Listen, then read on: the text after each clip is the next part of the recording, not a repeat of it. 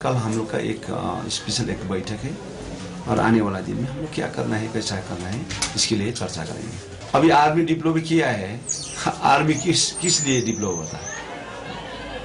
उसका लाइन और खत्म हो गया, कानून व्यवस्था खत्म हो गया, इसलिए होता है ना। तो हम लोग चाहते हैं कि पूरा बंगाल में अभी आर्मी शासन, प्रेसिडेंट रूल लगना चाहिए।